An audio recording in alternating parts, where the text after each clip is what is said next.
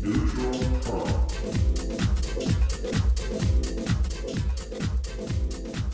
everybody. This is Les and Joey, and we're back again. We've got kind of a special program today. We've got a very special guest, a good friend of mine, Tim Goldstein, who has written a book called Loving Men, Respecting Women. And the discussion in this book is not centered around mental health issues, but rather around gender relationship issues, both on the individual level and on the broad level, on the larger level. He's fairly well known in the community of advocates for men's issues and men's rights. He's been at it for quite a long time, decades, and he's pretty well versed. And I guess I don't want to say too much more, except that I thought today would be a moment for us to pull away from the various and sundry impacts on well-being of the vulnerable, the afflicted, and just talk about this from as broad a perspective as we can. And with that, Tim, welcome. And Joey, thank you so much for being with us. And I don't really have anything too much more to say about it. I would like for the floor to open up for the two of you to talk about this. So Joey, why don't you go ahead? Yeah, for sure. I want to reiterate for everybody who listens to our podcast that this is a safe space, that we welcome all viewpoints, and that even though we're not talking about mental health in this particular podcast, I personally believe, and I believe Les does as well, and I'm sure Tim does as well, where gender is very much an important part of mental health. So even though we're focusing on just gender relationships and how they interact today, that doesn't necessarily mean we are ignoring mental health. We are trying to bring more, we're bringing some gray to the conversation, if you will. So I would really like Tim, for people who haven't read his book, to give a little bit of an introduction to his book and explain what it is and kind of the premise. And then maybe we could do reactions from both myself and then also from Les. Okay, sure. Thank you. And thank you, Les, for making this happen. All right. So, yeah, I'm Tim Goldstein. So I wrote a book called Loving Men, Respecting Women, The Future of Gender Politics. And I'm coming from the basic underlying assumption is that throughout history, humans have tended to direct their love toward women and their respect toward men. This is imbalanced and it's not working in our world today. And that for life to be fulfilling, we all need both love and respect. And so I suggest that the future of gender politics has to do with shifting more love, more empathy toward men, more respect, more accountability toward women. And the basic premise of equalism is that woman and man are and have always been equal, not the same, but equal. The two ends of the balance being need not be identical to weigh the same. So I'm looking at a gender history in which a woman plays an equal overall force of influence in the human system and is therefore equally responsible for outcomes. And I see that as respect toward women, to respect their power and efficacy and weaponry and equal partnership. And well, there's lots more, but I guess the primary soundbite is it all balances out.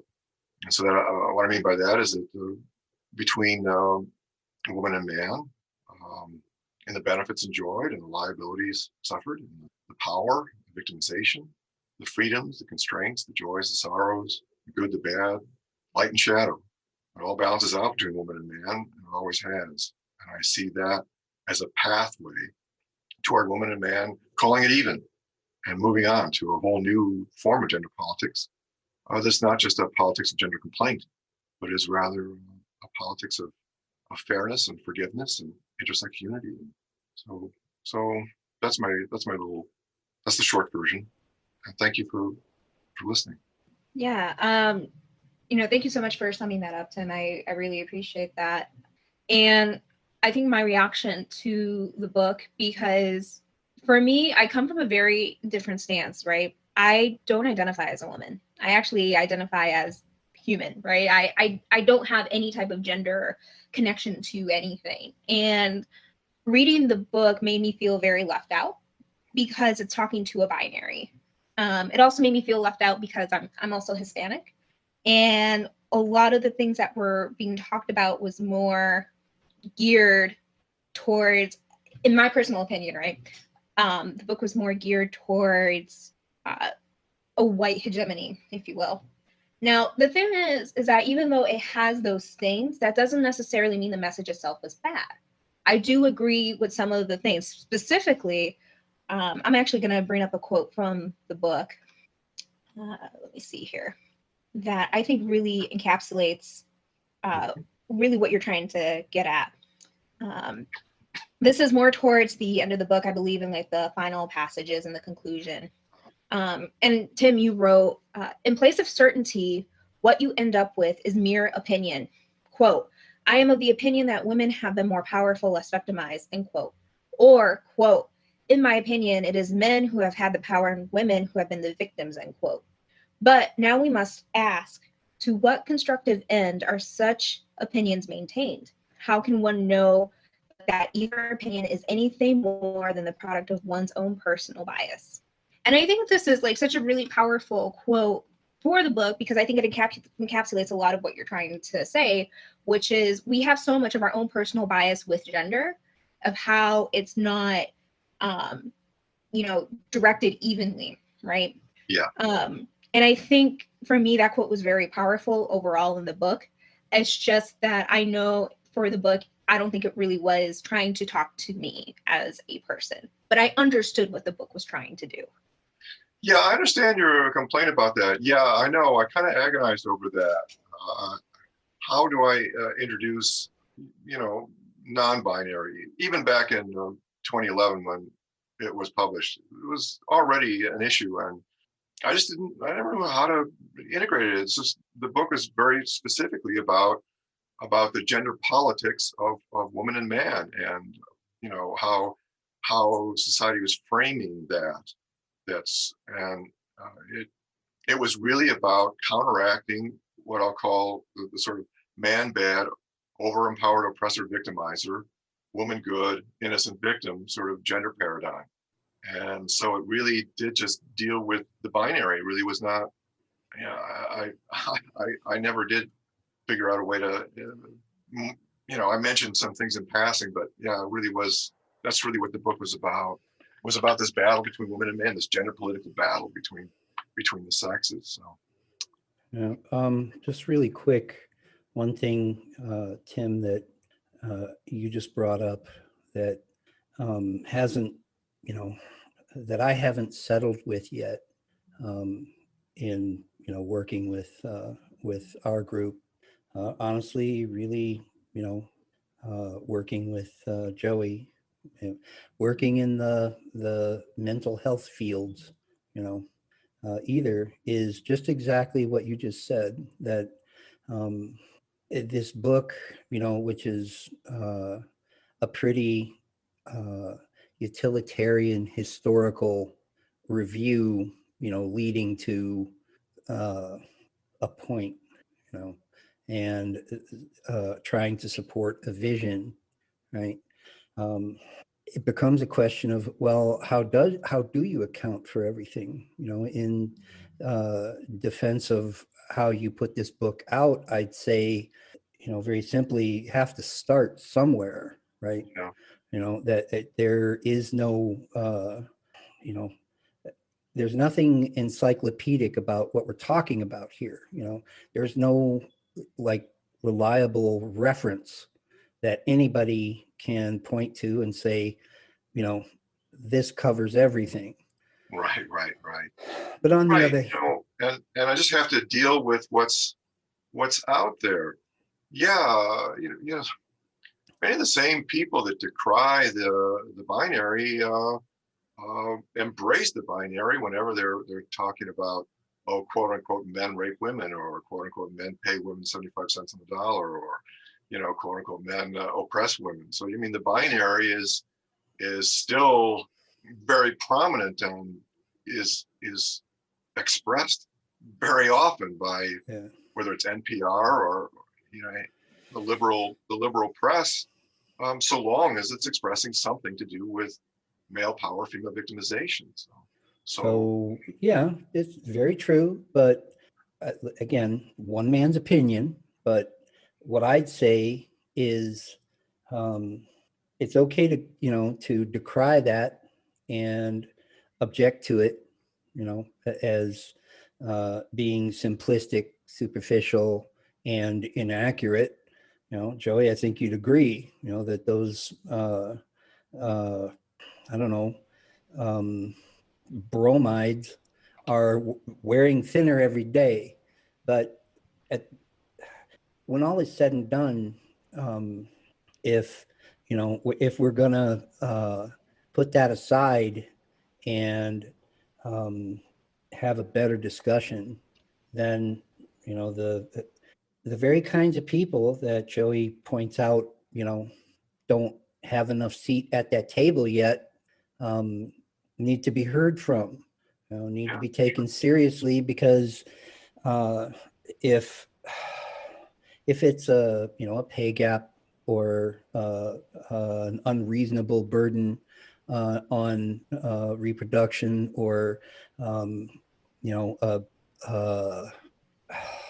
from your perspective, Tim, an innate male compulsion to protect and provide and ring fence the culture and the community around a bunch of guys standing around the outside protecting everything else.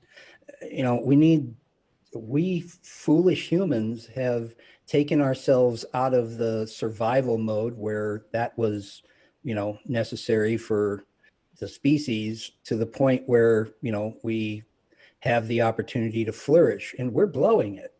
And I think a lot of it has to do with that. We have paradise right here in our hands. We're letting it slip through our fingers because of this. We'll snipe and bicker at each other all the way around the rings of perdition because we couldn't settle that, even though we have a chance to.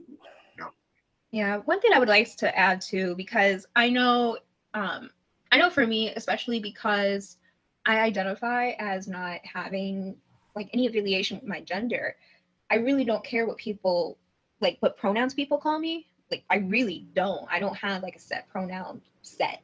It's just I'm just here for a good time, right? And I think when that idea of people complaining about the non-binaries always use binaries, it's because those are the tools we have to complain about, because no one really wants to listen to us about, hey, I actually want to be recognized as just me, not necessarily as someone me because of my gender, right? And I think it's really difficult to peel that apart. And that's why you have to use the binary, because unfortunately, people stick with that so much that if you're trying to talk about non-binary people without even using that, they're going to get very confused and lost. And so you have to be able to center it some way, and then be able to kind of lead people out of that thinking very slowly. Because some people get it, they get it right away. And I just have to own, I'm 64, so I grew up in a world that was binary, and that's my frame of reference, and I've had to learn, and and I just beg some tolerance, because I don't know the world as you do, Joey. I grew up in a different world, so I would have some limitations around that. Yeah, I mean, and the thing is that, for reference, I grew up in the 90s. And so even the idea of non-binary wasn't even a thing back then, but it was an emerging thing. But it just wasn't a thing until 10, 15 years ago. So for half of my life, I was experiencing okay, I'm a woman, I'm okay with that, I'm cool with it. But then, as I grew older and I had different ideas and different things of what I really liked, it was almost do I even identify as this? Because people already put me in a box of what I should like, right? Like, I like talking about football. I think I mentioned that before in this podcast. I love talking about football. Really, But I don't like talking about football at all. but you see, when I mention that to other people, it's like, oh, well, what are your 5 favorite players? Or what are the stats for, like the New England Patriots? And it's like, I guess I could pull that out, but does that mean that I'm not as passionate about football if I was, a guy? Would you ask a guy that question? No. So, it was always me reevaluating that box that I was in. And to get back to like the idea of the book, that's kind of like where I had that disconnect, because you mentioned, and I think you mentioned here too, that the idea of, men are bad, women are victims. And for me, looking on the outside of that gender spectrum, I don't necessarily see that all the time the way you do. Because for me, when people say that women are victims, the only things that I can think of are how. Because you have to remember, women's voting rights were only approved like less than 100 years ago. And so we're trying to play catch up to like all of the rights that we should have had, right? And it's difficult to put that in perspective, because it's always been this idea that, well, once we gave women voting rights, that'll be fine. Women are equals. No. Then you had the second wave of feminism, which happened like between the late 60s to like 80s. And it was more of like pushing feminism and making sure that like their rights were heard as a collective group, not just middle-class white women. Then you had the third wave of feminism come on, which is like 1990s to like maybe early 2000s, where, you had the riot girls, you had women like in Congress, you had women who wanted to be politicians. And now we're kind of like in this fourth wave where we're still trying to fight for rights, right? And the reason why I'm saying we're trying to fight for rights is because feminism now, especially in the third wave and fourth wave, has embraced non-binary people within feminism. And the third wave of feminism did embrace men too. But it's like this fourth wave that we're coming onto has not. And it's been pushing men away, which I think is a really big issue. Because in the second wave of feminism, it was still white, middle class centric, and it evolved into, having more people of color into that movement. So this is kind of why I struggle with the idea that, men are bad and women are victims, because I don't see women as victims. I see women as struggling to regain rights that they never had, especially for like the past 100 years. And so we're trying to like really sort that out. Yeah. Okay. Well, I would say that it's been foundational within feminism from the beginning that, just read what Elizabeth Cady Stanton said in 1848, in Seneca Falls. I mean, this is profoundly within the very foundations of feminism, that it's a patriarchy, and women have been, the gender system has been designed to favor men at the expense of women. And that's feminism exists as a corrective to undo that imbalance, to empower women because women have not had power, and to hold men accountable for being the ones that have the power. And that has included some pretty tough judgment of man as being basically at fault and to blame for all things, war, pollution, and violence. So, yeah, I see in gender politics a very, very definite moral polarity of man bad, the over-empowered oppressor victimizer. And it seems to me that it's taught in school. I mean, that's just feminism 101, isn't that gender studies, and women have been basically the innocent victims. Feminism does not seem to recognize that women have always been powerful, and have always had efficacy, and have always been equal partners in the human system. And as an equalist, I see all these gender issues as mirrored, and yet I see in gender politics a kind of ideological dictatorship.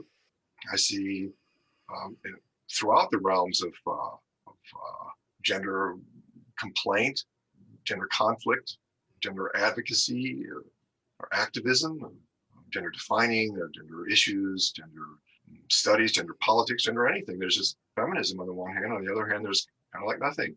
And so, you know, you know, we can play this who's the bigger victim or who is more powerless, you know.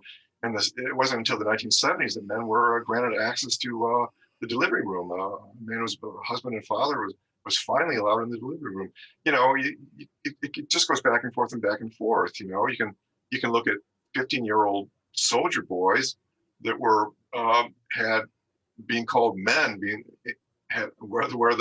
where being called men was inflicting an outsized accountability on these boys. And you know, in World War I, if they ran away from horror, they could be lined up and shot dead for cowardice. Accountability sans compassion. So, I mean, I just see men's and women's issues as mirroring each other all the way down the line. And you know, talk about the vote, but men died by the millions to overcome tyranny, to create democracy, to create a vote for themselves. And it really wasn't very long after. I mean, in England, it was only 10 or 20 years, depending on how you look at it, before women got the full vote. And from the moment that women got the vote, they had the majority vote. And, you know, they had the right to vote without having the responsibility to defend that right out on a battlefield. So, I mean, you can just, but as an equalist, I'm not interested in whose victim is bigger than somebody else's. You know, it's impossible to determine. I consider it impossible to have certainty around it. I just see men more respected but less loved, women more loved but less respected. Who can say which is better and which is worse? I just want to give up the contest for most powerless victim, and I just see this golden path. If women and men were ever willing to call it even, it just could be so much. Now maybe the solution is just to be done with woman and man altogether, and just you know, that would seem to be presented as a solution to the intersex conflict, is to just do away with gender identity. I don't know. That's incredibly complex. I don't think we really fully appreciate the ramifications of that. It's a radical move, and I don't know. We don't really know what the consequences of that will be. That's a complex issue. Yeah, Tim, you and I touched on that a little bit in a conversation just between us. You know, that the pretty radical move to, you know, just abolish gender, at least as far as any assigned roles. You know, that is a big move. It really is. It really is. It's an enormous change, and we can't really. I mean, one thing we can predict about any changes is that something will be gained and something will be lost. I mean, that's just built in. As far as I'm concerned, it's a central duality to things. You know, with any change, something will be gained and something will be lost, but we don't really know what the long-term consequences are. We look at Japan, and that could be a cautionary tale about what happens when men aren't men anymore. They're, you know, being sort of decried as these so-called quote-unquote grass eaters that have dropped out, and they're not really willing to be quote-unquote men anymore. And then, well, Japan's birth rate is so low, the population is cut in half, and it's set to be cut in half again, and don't really know what the consequences of all that. You know, if there isn't enough, I don't know. All I can say is that sex is not logical; it's biological. And, you know, the farther you stray from biology, it's the farther we stray from, you know, from biology, for lack of a better term, the more engineering and intervention is needed, for construction and maintenance, so to speak. Yeah, so it would seem, and then that's a host of issues, because who's in charge of that engineering? Who do we trust? I tend to think that humans are not wise enough to take control of that sort of thing. But, I am. are you? Yeah. No, but honestly, going back to listening to both of you, and to point up what you just said, Tim, and this is this gorilla in the room, that takes us back to the language of the Declaration of Sentiments, and the movement and the literature around it. Everyone complains that it's framed in the language of conflict, and the reason they complain about it is because it was framed in the language of conflict. I mean, it was, and continues to be. Joey, you and I have had more than one conversation about your disappointment in even the movement as it is today, just for the simple reason that too much of what it ought to be, was absconded with. It was taken and repurposed, and all of this, points us, like I said, to this 500-pound gorilla in the room that we all know as class. Yeah, I mean, to jump in, I think class is such a big thing that many people don't talk about. And I think it's such a big thing that's happening right now, where we're trying to look at other things instead of looking at the socioeconomic status of everybody. I think when it comes to things that Tim mentioned, one of the things that I do want to point out, especially like with patriarchy, is that it is very much based on class. Unfortunately, what happens is that because you had certain people already establishing what a baseline, quote unquote, baseline is for a standard, people have tried to reach that standard. And unfortunately, patriarchy in itself isn't inclusive to even men. Patriarchy isn't inclusive to lower socioeconomic, white men. It's not inclusive towards men of color. It's not inclusive to men who biologically are men, but who identify as not men. And I could go on and on and on about like why patriarchy is bad, not just for women, but for men too.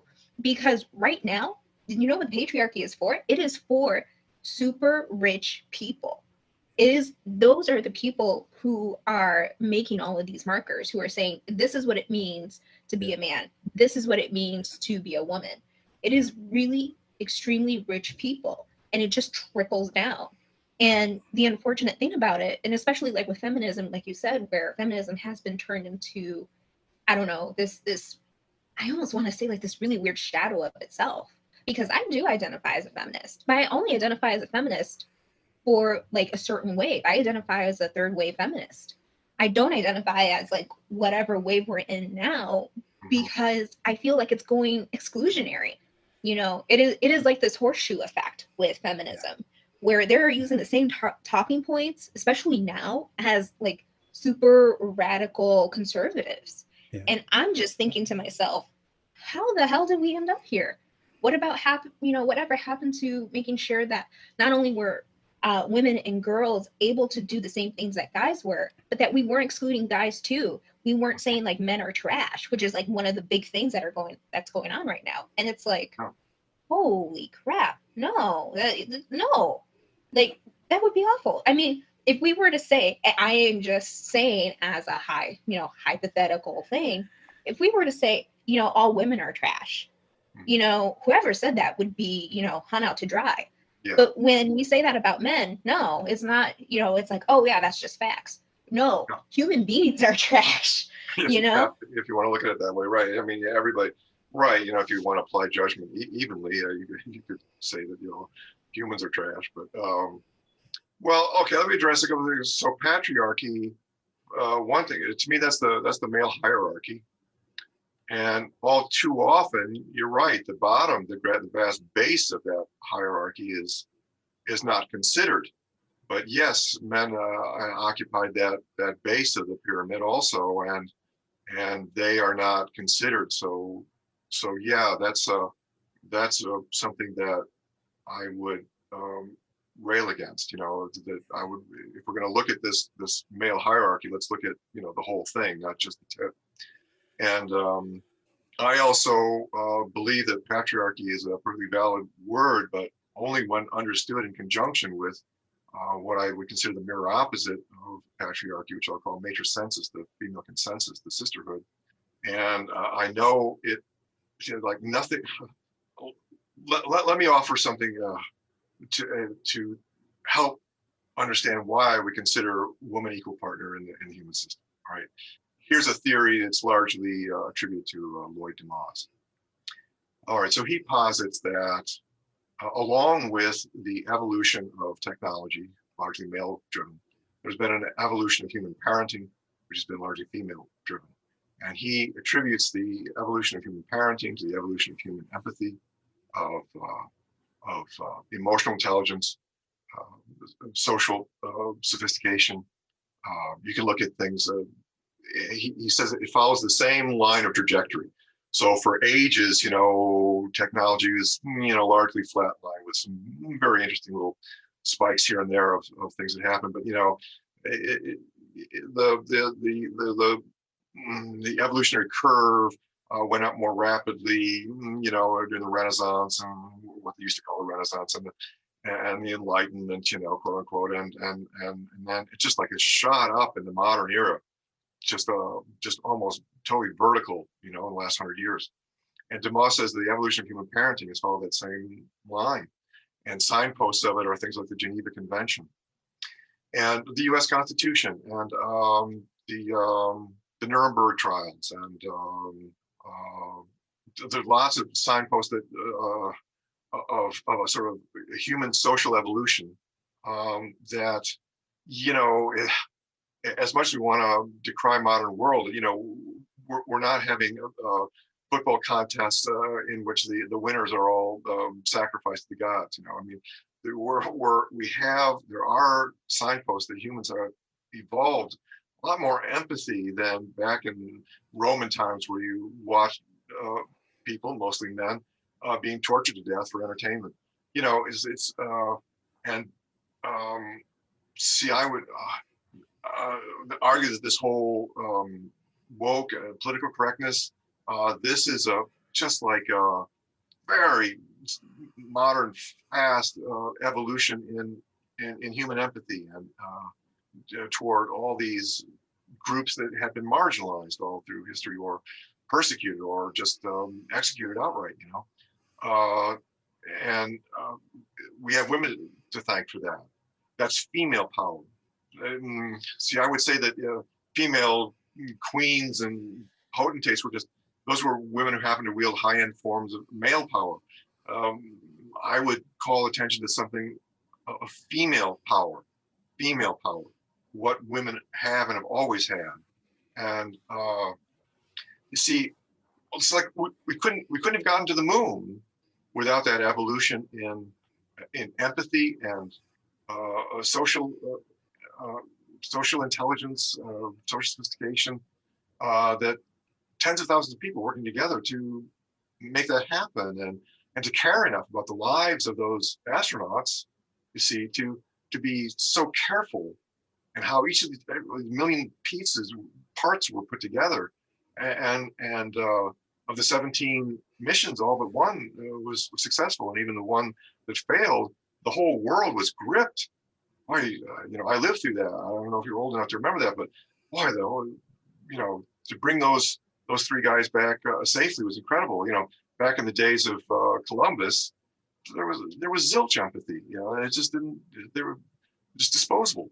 So that's one of many ways in which I believe woman to be and have been and is and always has been equal partner in the human system, equally responsible for outcomes, both good and bad. And in a big way, that whole line of thinking, of the recognition and appreciation and understanding of the role that by the binary that women have taken in all of this, it gets stolen from us being able to even talk about it by, like I said, the same very small group, very small power structure that that manages and maintains a language and a culture of this conflict. This in a bit, like going back to what you were saying, Joey, about saying men are trash as opposed to saying women are trash. There's a very good reason why saying men are trash gets a lot more play than saying women are trash, because it's marketable to say men are trash. And it's by contrast, to say like, women are trash. yeah, it's like nobody will buy that. That's it's not acceptable in company with men, and it's not acceptable in company with women. And the easy, lazy accusation would be, well, how can it be that saying men are trash is acceptable to anybody? But the hard reality is that if you don't pay attention, and if you don't recognize that you're being played, then, like I said, you'll never look at that. Well, one of the things I want to bring up in a lot of this is, Tim, you were saying, like, we need to thank women for being able to have the parenting skills for the people to go out there. Now, and this is kind of like my issue, is one of the notes that I wrote for your book is that we are living in a society that is overtly misandric, but subvertly misogynistic. Yeah. And what I mean by that is that it's totally cool to hate on men, but at the same time, there is so much underlying misogyny. I agree. With that. That's right. Yes. And like the example that you gave of, like, going to the moon and NASA and things like that. The unfortunate thing is that women were a big part of that. Yes. But they weren't recognized. That's right. They weren't recognized. The men were recognized. Right. I mean, we just had a movie not too long ago about all the wonderfully talented Black female mathematicians who were on NASA, and they're trying to straighten that out.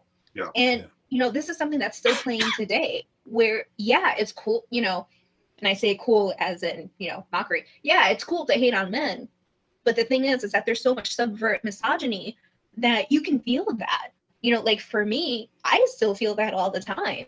Yeah. But I see the overt misandristic shit that's happening out there. It's like nothing of this is cool. Nothing of this is right. And going back to that argument of, well, maybe we should just forget gender altogether. It's like that idea of, we can do that, but what happens is, like, the parenting stuff, it does fall on women, unfortunately, and I don't like that. The idea is that when women try to go into the workplace on their own, they had 2 actual jobs, but at the same time, we're not allowing more rules and regulations for men to even be parents, right? Because men are supposed to be like the complete breadwinners of their family, but now women in the workforce, they don't necessarily need to do that. But when they have kids, do they even get the same paternity benefits that women have? No, they usually, after they have a kid, like 2 days later, they're going to be back at work, and here's a mom struggling, and unfortunately, women are facing the same thing too. Yeah. I know this has helped my argument. I just saw a BuzzFeed article about how women's maternity rights at work were just complete shit. And it's true. I mean, if you read, like, any type of benefits for child raising, it is very, very bad. So, if we're trying to get rid of gender, we also need to make other corporations, other things that are in our lives, responsible for making that a reality. We can't say, yeah, let's forget gender, and then still have all of these things in the background. Yep. So again, the name of my book is Loving Men, Respecting Women, Future Gender Politics. So the title is about a transformation. It is about it is radical, actually, though it doesn't sound very radical. It is actually to empathize with men as much as women is a radical concept, and to hold women accountable as much as men is a radical concept. And I don't know if the goal is to do away with gender. I'm rather attached to gender, I admit, and I don't know. I can't really separate out my own biases. You know, I can try and own my own biases, but I can't always know what is a bias and what is just a logical.